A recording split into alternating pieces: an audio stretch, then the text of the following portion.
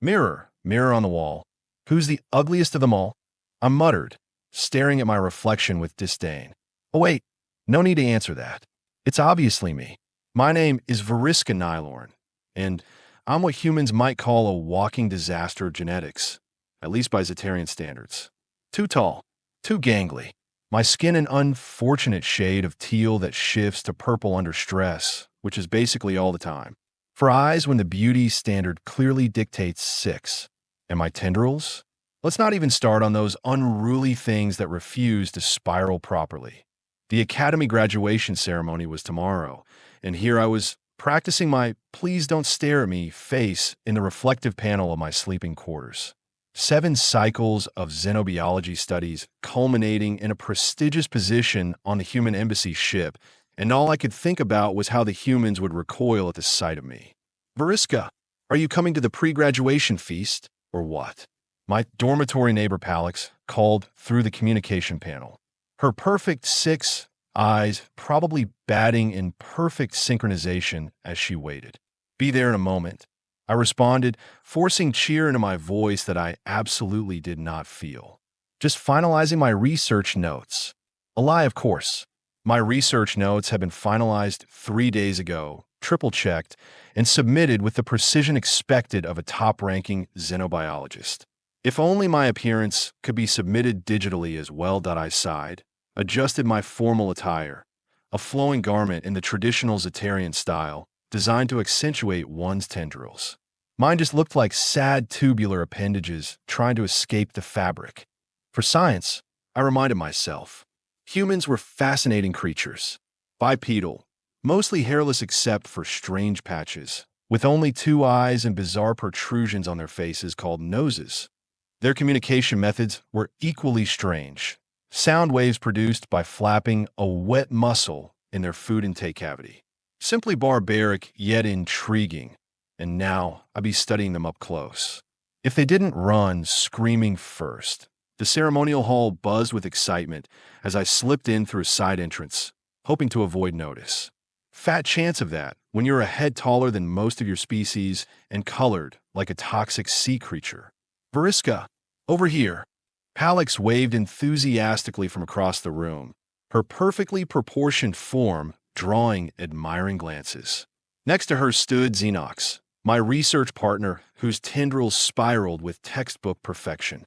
They both wore their formal attire with the ease of those blessed by the genetic lottery that I weaved through the crowd, muttering apologies as my gangly limbs narrowly avoided collisions with serving drones and fellow graduates. There she is, Xenox said as I approached, his voice carrying that particular tone people use when they're trying too hard to be nice to someone they pity. The brain behind our successful human psychology thesis. Excited about tomorrow? Thrilled, I replied drily. Nothing says welcome to our species like sending your ugliest representative as first contact. Palix clicked her mandibles in disapproval. Stop that. You are not ugly. You are distinctive. Distinctive, right? Like a mutation in an otherwise perfect specimen. I grabbed a fermented nectar globe from a passing drone. Besides, don't patronize me. We all know I was selected because of my research, not my winning personality or dazzling looks. Xenox shifted uncomfortably. The Academy Board selected you because you understand human psychology better than anyone. Your paper on their bizarre beauty standards was revolutionary. I snorted, a most unbecoming sound by Zetarian etiquette standards. Yes, a species that values symmetry except when they don't, prefers paired features unless they're talking about limbs, and somehow finds bare skin attractive despite its obvious vulnerability to environmental hazards. They are walking contradictions, which is why they need you to interpret, Palix said gently. You see patterns where others don't. I was about to deliver another self-deprecating retort when the ceremonial chimes rang, signaling the arrival of the High Scholar. The crowd hushed immediately. The High Scholar glided into the center of the hall, her 6 eyes gleaming with wisdom, tendrils coiled in the traditional pattern of authority. Tomorrow, she began, her voice resonating through the ceremonial amplifiers. 12 of our finest graduates will embark on the most significant diplomatic mission in Zetarian history. The Human Alliance offers opportunities for scientific advancement beyond our wildest aspirations. I tuned out most of the speech, having heard variations of it throughout my academic career. Blah blah historic opportunity, blah blah interspecies cooperation, blah blah don't mess this up or you will doom our entire civilization. The usual pre-mission pep talk. And leading our xenobiology research team, graduate Vriska Nylorn. Wait, what? Leading? The crowd's attention suddenly focused on me, and I felt my skin involuntarily shift toward purple, the Zetarian equivalent of a blush. Fantastic. A few words, graduate Nylorn. The high scholar prompted, gesturing toward the central platform. This wasn't part of the plan. I was supposed to be a background researcher, not a spokesperson.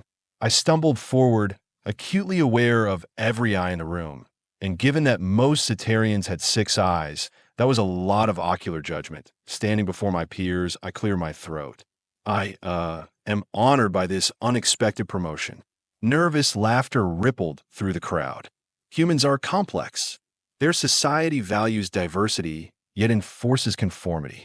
They claim to see beyond physical appearance, yet are primarily visual processors. They are walking contradictions, which makes them both frustrating and fascinating subjects of study. I paused, suddenly finding confidence in the familiar territory of scientific analysis. But perhaps that's what makes them ideal diplomatic partners. They understand contradiction. They embrace paradox. Where we see chaos, they see opportunity. And while I may not embody the Zetarian ideal, several uncomfortable shifts in the audience confirmed this obvious fact.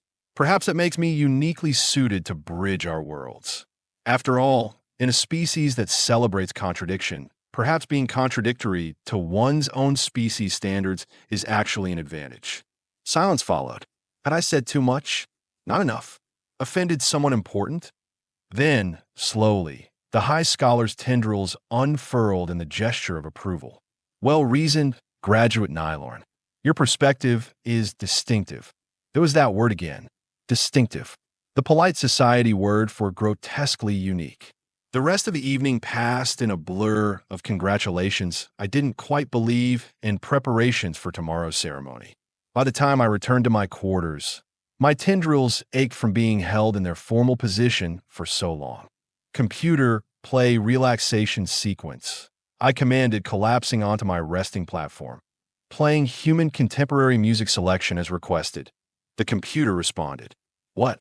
No, I said relaxation sequence. But it was too late. The strange rhythmic patterns of human music filled my quarters.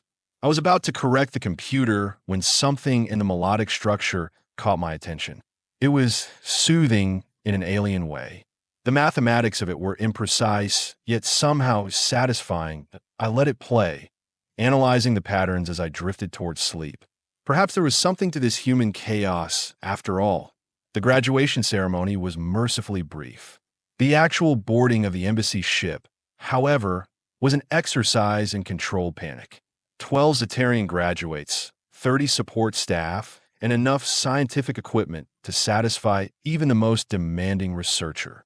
Graduate Nylorn, your quarters are in Section C, Room 17, a ship attendant informed me, not quite meeting any of my 4 eyes. The human delegation will arrive once we have entered neutral space. Thank you, I replied, hefting my personal research equipment. At least on the ship, I'd have work to distract me from my appearance. My assigned quarters were adequate. A sleeping platform, workstation, personal hygiene unit, and a reflective panel that I immediately covered with a star chart. No need for constant reminders of my genetic shortcomings. Attention all passengers, the ship's communication system announced. We will be departing in 30 minutes. Please secure all equipment and prepare for gravity transition. I methodically checked my equipment, ensuring everything was properly stowed for the journey. The gravity transition was always uncomfortable. That brief moment when the ship's artificial gravity field adjusted to match the natural gravitational constants of space travel. Most Zetarians experienced mild discomfort. With my non-standard physiology, usually spent the first hour of any space journey fighting nausea that a soft chime indicated an incoming communication. Graduate Nylorn, your presence is requested on the command deck. The captain wishes to brief the research team leaders before departure. Great. More public scrutiny. The command deck was smaller than I expected, efficient rather than impressive. Captain Thalix, a seasoned space navigator with the traditional 8-tentacle modifications of the Stellar Navy, acknowledged my arrival with a formal tendril curl. Graduate Nylorn, your reputation precedes you. I hope that the positive statement, Captain, I responded, attempting humor. Your research on human psychological patterns is required reading for anyone involved in this mission, he said, neither confirming nor denying my question. I wanted to speak with you personally about the human delegation. Oh, this was unexpected. Yes, there have been changes to the diplomatic roster. The human ambassador has specifically requested your presence at the initial meeting. My hearts, all three of them, seemed to skip simultaneously. Me? Specifically? There must be some mistake. Captain Thalix's tendrils twitched in what might have been amusement. No mistake. Ambassador Jackson reviewed all research team's publications and was particularly impressed by your analysis of human social hierarchies. He believes you will provide valuable insight during the negotiations. But I'm not a diplomat. I'm a researcher. I observa, I analiza, primer document. I don't interact. The panic in my voice was embarrassingly evident. Nevertheless, you will be joining the welcome committee when we rendezvous with the human ship. His tone indicated this was not up for debate. They arrive in approximately 57 hours. I suggest you prepare accordingly. 57 hours to prepare for a diplomatic catastrophe. Perfect that I spent the next 2 days obsessively reviewing my research on human interaction rituals. Their greeting customs were particularly bizarre, pressing palms together or gripping and moving joined appendages up and down.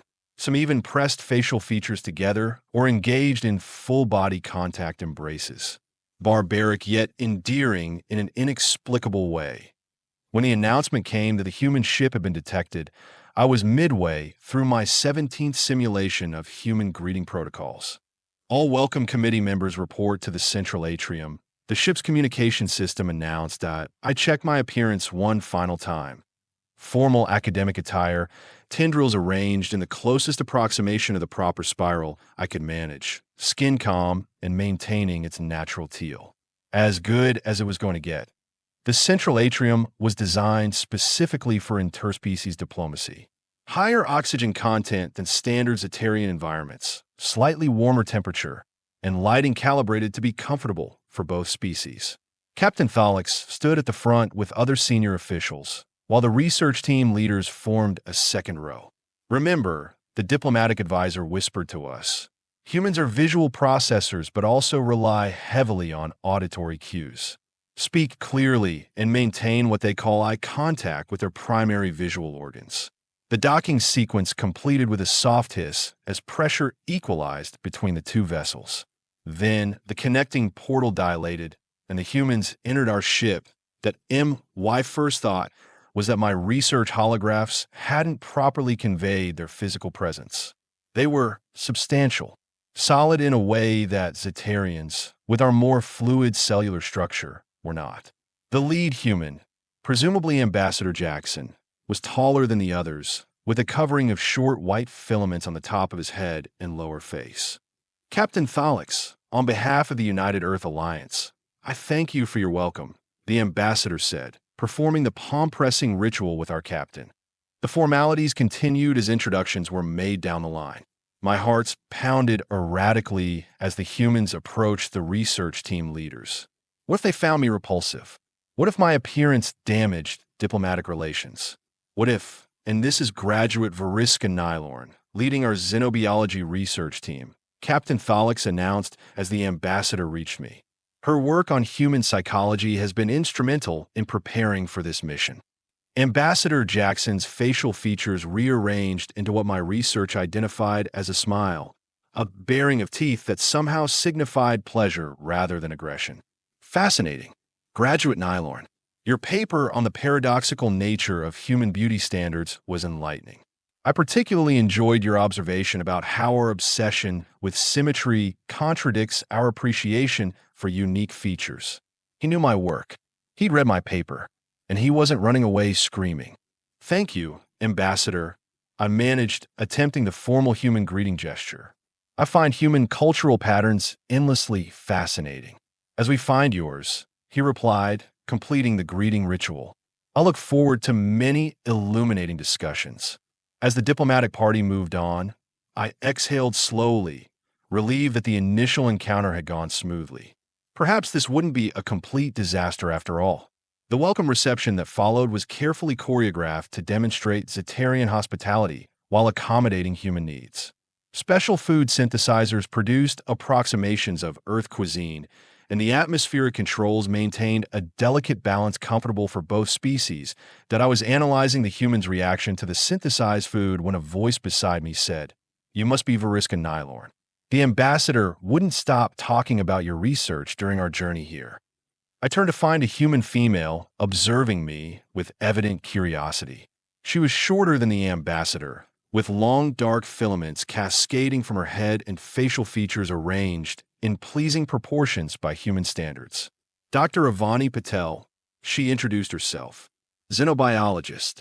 I have been hoping to meet you." "You have." I couldn't keep the surprise from my voice. "Absolutely.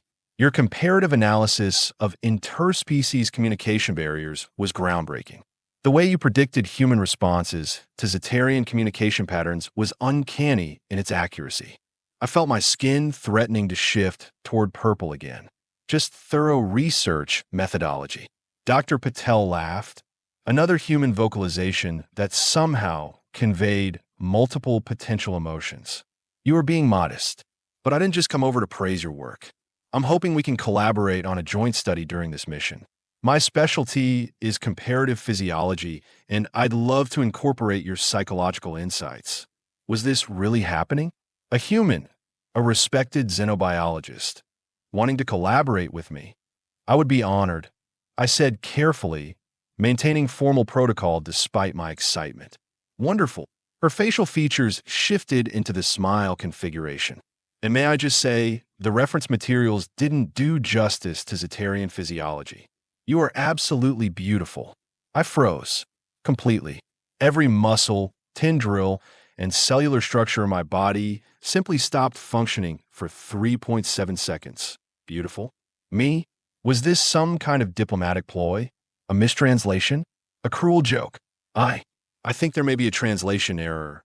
I finally managed, my voice unnaturally high even to my own hearing organs. Dr. Patel tilted her head, a human gesture indicating confusion. "No error. Your species has such elegant features, and your coloration is particularly striking. Among humans, that shade would be considered rare and precious." I couldn't process this information. It contradicted every experience of my life. "But by Zetarian standards, I'm not conventional." "Conventional is boring," she replied with a dismissive gesture. "In science and in life. Wouldn't you agree?" Before I could formulate a response that wouldn't reveal my complete psychological disruption, Captain Thalix signaled for attention. "Honored guests, if you would please follow me to the conference chamber, we can begin our preliminary discussions." As the crowd moved toward the exit, Dr. Patel smiled at me again. "I look forward to our collaboration, Dr. Nylorn. I have a feeling we are going to make some fascinating discoveries together." She moved away, joining the other humans, completely unaware that she had just shattered my entire self-perception with a single word. "Beautiful." I stood frozen for several more seconds, my mind racing to integrate this new, impossible data point into my understanding of reality. Perhaps I had been analyzing the wrong data set all along. Beautiful. The word echoed in my mind as I made my way to the conference chamber, trailing behind the diplomatic procession like a malfunctioning maintenance drone. My 4 eyes blinked asynchronously, another trait considered unattractive among Zetarians, but apparently unnoticed or irrelevant to humans. Was it possible Dr. Patel had been sincere? Or was this some elaborate diplomatic courtesy I'd failed to document in my research? The conference chamber was designed with both species in mind. Half the seating consisted of Zetarian resting platforms, the other half human chairs with their peculiar back supports.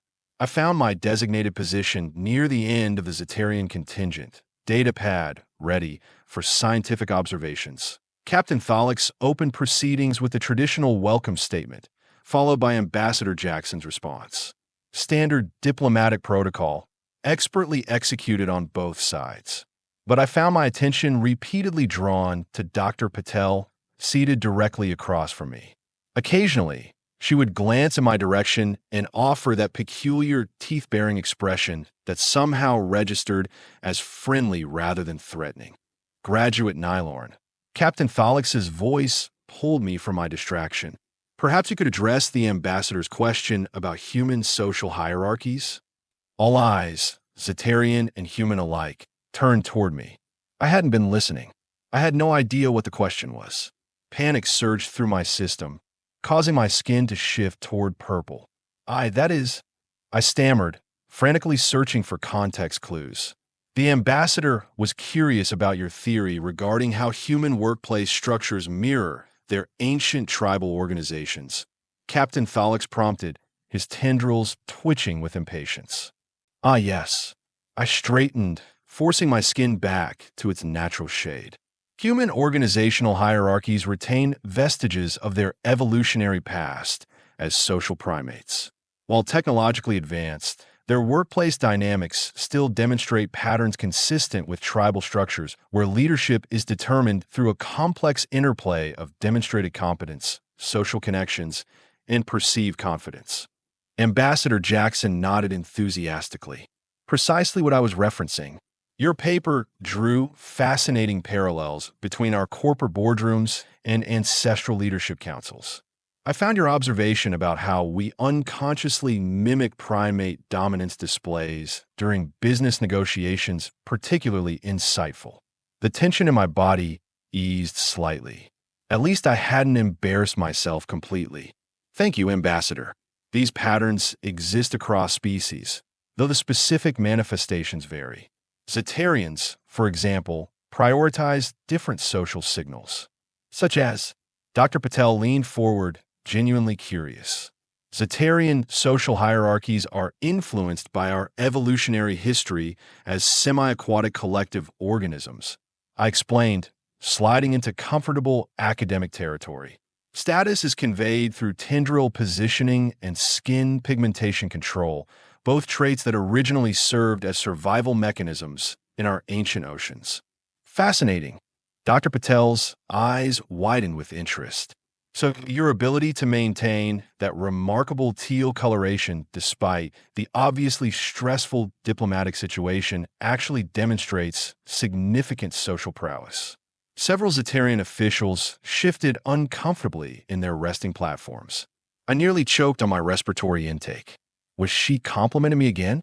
More importantly, was she accidentally implying I possessed high social status when everyone present knew I didn't? That's not.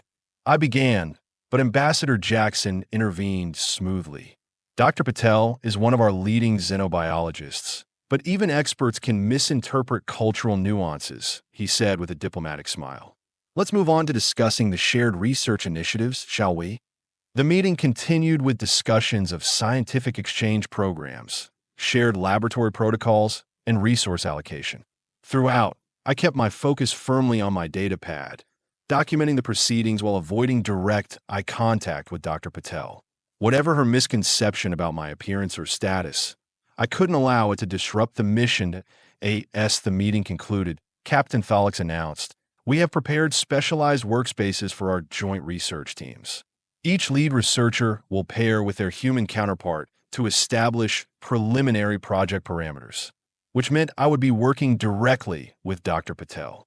Alone, with no diplomatic buffer. As the assembly dispersed, Dr. Patel approached me with obvious enthusiasm. "Ready to show me our workspace, Dr. Nylorn?" "Of course," I replied formally, leading her toward the science deck. "And technically, I'm Graduate Nylorn. The title doctor is reserved for those who have completed additional specialization cycles." She fell in a step beside me, her shorter legs taking 2 steps for each of mine. My apologies for the error. In human academic institutions, someone with your level of published research would certainly hold doctoral status.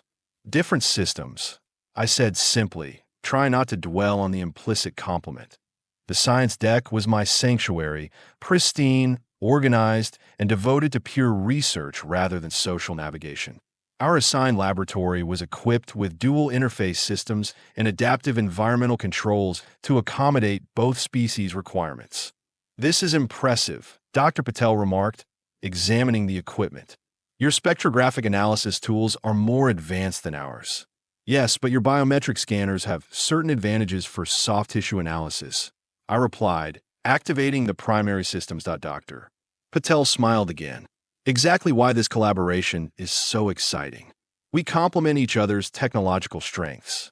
I focused on configuring the research parameters, desperate to keep the conversation on safe scientific ground. I was thinking we could begin by establishing baseline physiological responses to various environmental stimuli. "My previous research indicates humans have unexpected reactions to certain light wavelengths that..." "Vriska," she interrupted. "May I ask you something personal?" My tendrils stiffened involuntarily. "If it's relevant to our research." "Earlier, when I commented on your appearance, you seemed shocked, almost distressed. Was that a cultural misstep on my part?" I froze, caught between diplomatic necessity and personal truth. "It was unexpected. Did I offend you? If so, I sincerely apologize." "No," I said quickly. "Not offensive. Just inaccurate by Zetarian standards." She tilted her head, that curious human gesture of confusion again. "Inaccurate how?" I sighed, my tendrils drooping slightly. "Dr. Patel, I appreciate your diplomatic courtesy, but we both know I don't conform to Zetarian beauty standards. I'm abnormally tall, my skin pigmentation is irregular, I have only 4 eyes instead of 6, and my tendrils lack proper spiral formation. These are objective facts, not self-deprecation." Dr. Patel was silent for a moment, her facial features arranged in what my research suggested was thoughtfulness. "Vriska," she finally said, "I wasn't being diplomatic or courteous. I was expressing a genuine aesthetic appreciation. By human standards, you are striking, elegantly proportioned with a color that reminds us of our most precious gemstones. But that's subjective, based on completely different evolutionary and cultural parameters." I countered. "Exactly." She smiled triumphantly. "Beauty isn't universal or objective. It's culturally defined and historically variable. Even within human societies, standards shift dramatically over time and across regions. What's considered beautiful in one era or culture might be unremarkable or even unattractive in another." I blinked all 4 eyes in sequence, processing this. "So you are saying your perception is valid despite contradicting Zetarian standards?" "I'm saying both perceptions can exist simultaneously without invalidating each other. Isn't that the essence of xenobiology?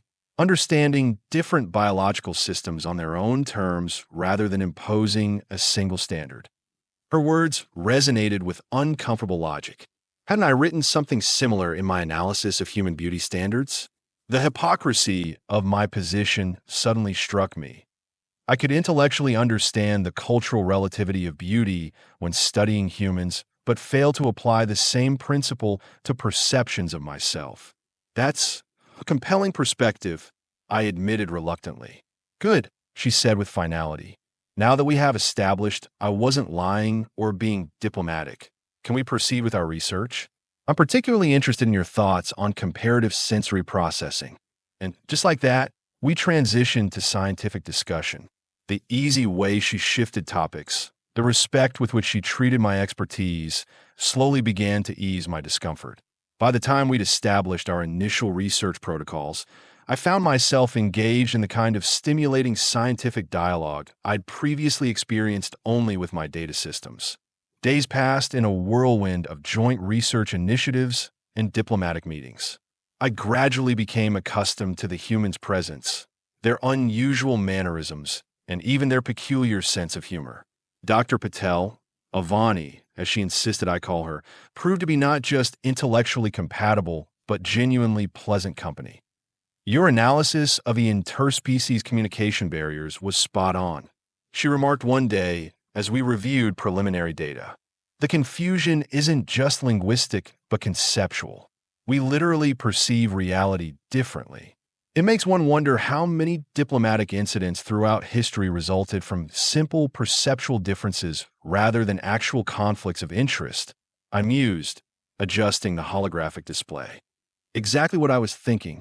It's like she paused mid-sentence, her attention caught by something behind me. Ambassador Jackson, we weren't expecting you. I turned to find the ambassador standing in the laboratory doorway, his expression serious. Dr. Patel, graduate Nylorn, I apologize for interrupting your work, but we have a situation developing that requires both your expertise. We followed him to a secure communication chamber, where Captain Tholix and several senior officials from both species were gathered around a holographic display. We have received a distress signal from Outpost Sigma 7, Captain Tholix explained without preamble. An unknown pathogen is affecting both Zetarian and human personnel stationed there. The ambassador nodded grimly. We need a joint medical team to assess the situation. Given your combined expertise in xenobiology and interspecies physiology, you are uniquely qualified to lead this effort. My tendrils twisted anxiously. I'm a research xenobiologist, not a medical specialist.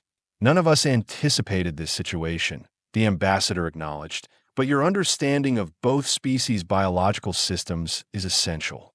Dr. Patel has field experience with pathogen containment from her work on Earth's orbital stations. Avani nodded, already reviewing the preliminary data on her portable device. The symptoms are unusual, affecting neural processing in both species despite our vastly different nervous system structures, which suggests either two different pathogens with similar presentation or a single pathogen capable of adapting to both physiologies. I added, professional instincts taking over despite my apprehension.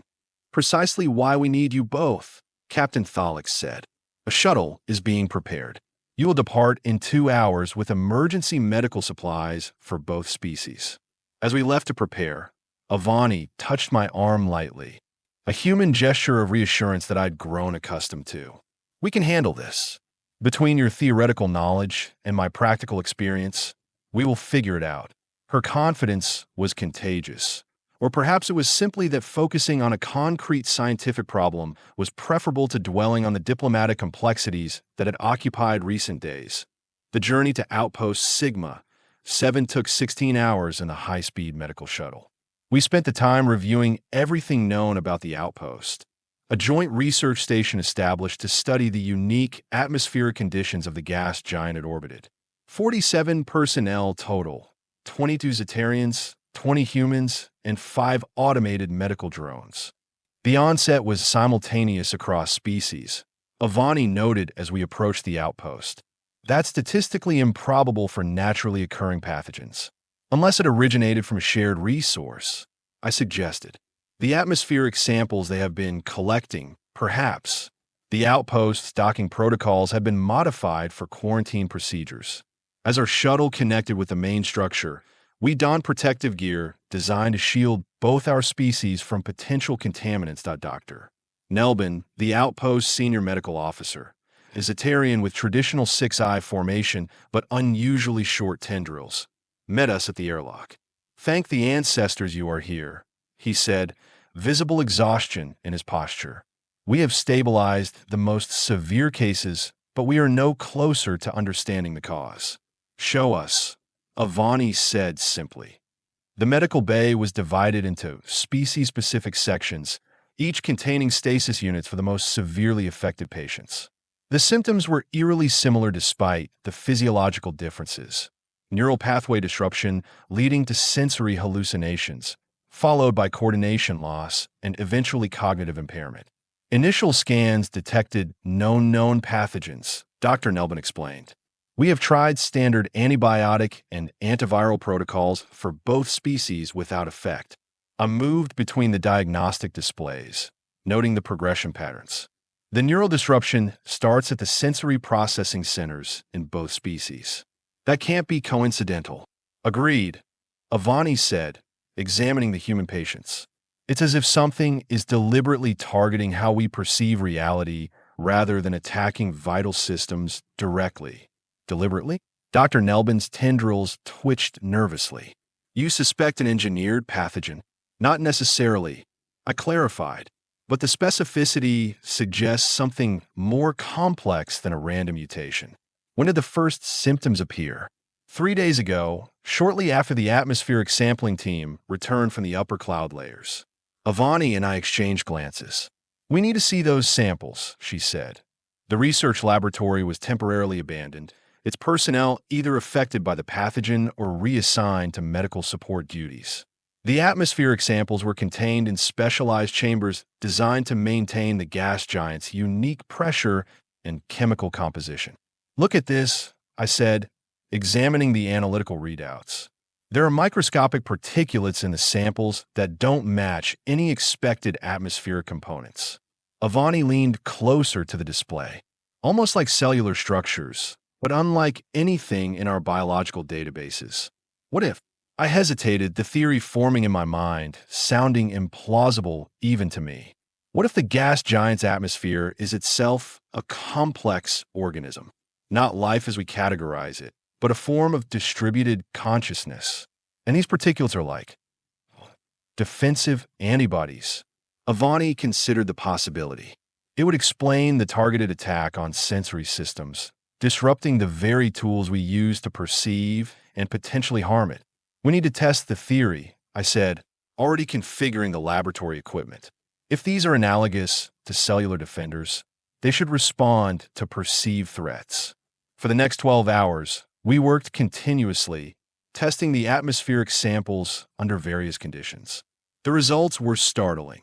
The microscopic particulates demonstrated organized responses to stimuli, communicated with each other through chemical exchanges, and reacted defensively when threatened. It's alive, Avani whispered as we watched the display. The entire atmosphere is a single, vast organism, and we have been essentially performing invasive procedures on it without consent or understanding. If that's true, then the pathogen isn't attacking randomly. It's a defensive response, I realized. And to cure those affected, we need to communicate with it somehow, she finished my thought. So we mean no harm. How do you communicate with an organism that perceives reality so differently from either of our species? I wondered aloud. Avani's expression suddenly shifted to what humans call excitement. That's it. Your research on interspecies perception. You have already created frameworks for understanding how different species process sensory information. We need to adapt that for communication rather than just analysis. The solution, when we finally developed it, was elegant in its simplicity. A chemical signal introduced into a small atmospheric sample that mimicked the organism's own communication patterns, essentially apologizing for the intrusion and requesting healing assistance rather than continued defense. When administered to the affected patients, the modified atmospheric particulates reversed their attack, repairing the neural damage they had caused. Within hours, the first patients began showing signs of recovery. As the crisis subsided and the outpost personnel gradually returned to normal functions, Ambassador Jackson contacted us via secure channel. "Extraordinary work, both of you," he said, genuine admiration in his voice. Not just solving the immediate medical crisis, but discovering an entirely new form of life. The diplomatic implications are significant. Our first contact protocols will need complete revision for non-corporeal intelligences. It wasn't just scientific knowledge that solved this, Avani pointed out. It was our ability to consider perspectives radically different from our own, to recognize intelligence and beauty in forms we initially found alien or threatening. I caught her meaningful glance in my direction, but maintained professional composure during the official debriefing. Later, as we prepared for the return journey to the embassy ship, she approached me in the shuttle's preparation area. "You know she's right," Avani said without preamble. "Who?" I asked, securing research samples for transport. "That atmospheric entity." When we finally established communication, its perception of both our species was fascinating. To a gaseous macroorganism, the differences between humans and Zetarians are trivial. We are both solid, bilaterally symmetrical, oxygen processing entities. I considered this. Perspective matters. Exactly, she said, her expression serious. Vriska, working with you these past days has been the most intellectually stimulating experience of my career. Our different perspectives and approaches complemented each other perfectly. We literally saved lives because of our combined viewpoints. Scientific collaboration at its best. I agreed cautiously. But it's more than that. She hesitated, unusual for her typically direct communication style. I have come to value not just your intellectual contributions, but your unique approach to problems, your subtle humor, your distinctive way of processing information. My tendrils curled inward defensively. Dr. Patel, Avani, she corrected gently. Avani, I acknowledged. I appreciate your diplomatic kindness, but not diplomacy, she interrupted firmly. Friendship, possibly more, if interspecies cultural protocols allow for such developments.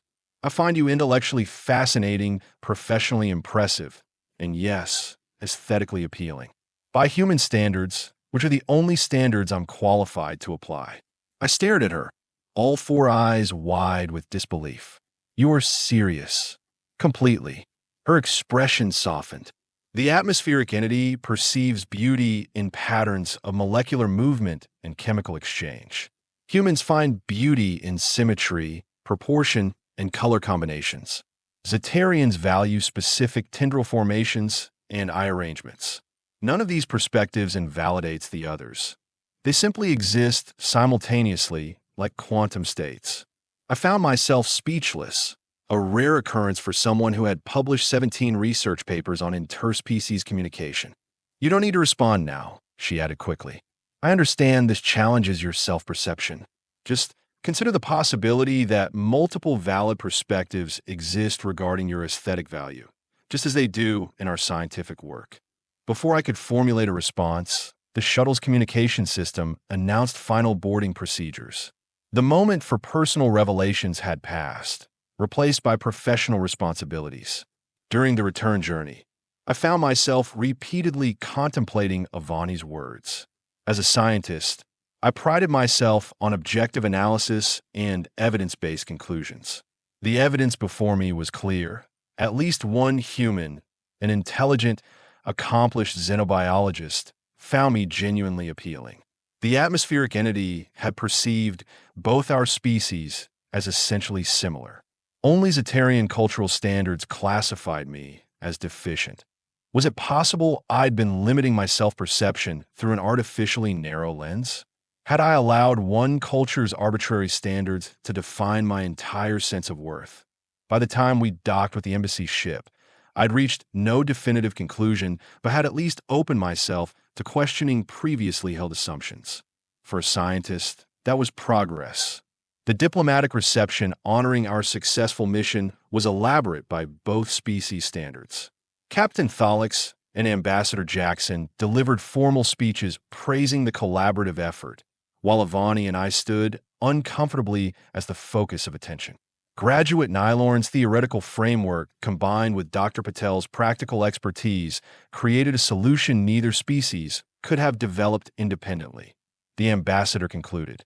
This exemplifies the potential of our alliance. Different perspectives creating new possibilities.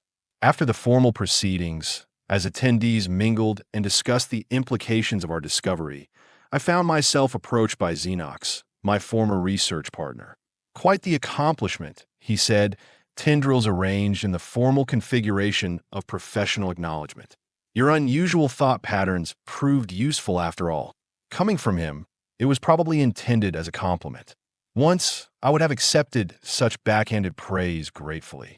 Now, I found myself irritated by its condescension. Unusual thought patterns.